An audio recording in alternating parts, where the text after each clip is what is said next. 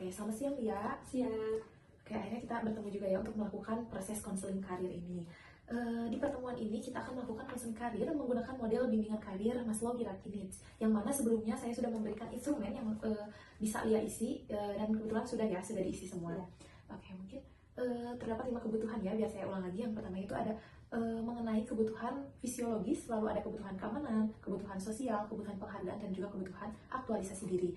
Mungkin kita akan langsung masuk ke sesi yang pertama mengenai kebutuhan fisiologis. Di sini kita akan melakukan yang namanya quick budget check, di mana di sini tuh kita akan memetakan apa saja sih 3 kebutuhan paling mendasar yang paling kamu butuhkan, serta apakah sesuai dengan gaji dari karir yang kamu inginkan. Kira-kira apa aja nih 3 kebutuhan dasar yang kamu butuhkan? 3 kebutuhan itu, yang pertama itu rumah, yang kedua makan. Nah, kenapa sih rumah sama makan? Karena kan itu tuh kebutuhan primer ya. Jadi semua orang juga pasti kebutuhan yang paling utama itu rumah sama makan. Nah, yang ketiga itu aku pilih skincare.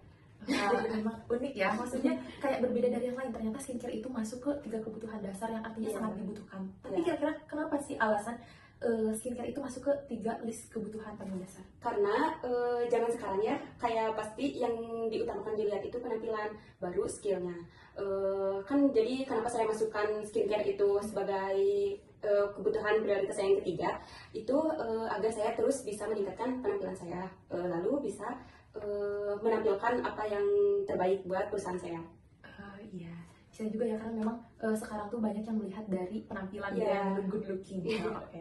Tapi kalau dilihat dari nominal gaji dari pekerjaan itu, apakah dapat memenuhi 3 kebutuhan dasar itu? Alhamdulillah selama ini juga memenuhi kebutuhan yang saya butuhkan. Oh, baik. Mungkin lanjut ke sesi yang kedua ya. Kita akan bahas mengenai kebutuhan keamanan atau safety ya. Di sini kita akan memetakan career risk mapping, di mana kita memetakan apa aja sih resiko dalam karir ini. Kira-kira apa aja nih 2 resiko yang ada dalam karir yang Lia jalan ini? Yang pertama sih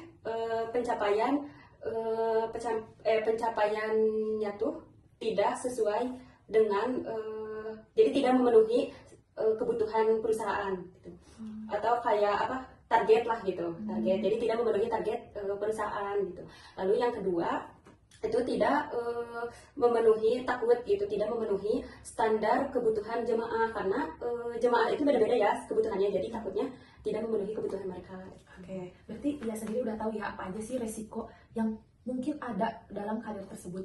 Nah, selain resiko nih, kira-kira ada gak sih strategi yang udah Lia pikirkan untuk menutupi jika nantinya ada benar-benar terjadi 2 resiko tersebut? Yang pertama itu pasti meningkatkan terus dari promosi. Jadi meningkatkan terus promosinya, jadi unik agar bisa menarik perhatian para calon jemaah juga. Nah, lalu yang kedua itu bisa meningkatkan kualitas juga layanan, jadi lebih baik juga gitu, agar bisa memenuhi kebutuhan para jemaah dengan bisa dengan mengambil review-review dari jemaah sebelumnya yang telah menggunakan jasa dari travel kita. Oke, jadi perbaikannya itu dari patokan reviewnya ya? Iya. Oke, sehingga bisa membangun untuk terus meningkatkan kualitasnya. Baik, jadi udah matang ya, kayak mempersiapkan strategi apa sih kalau misalkan terjadi sesuatu di depan. Oke, selanjutnya mungkin mengenai kebutuhan sosial nih.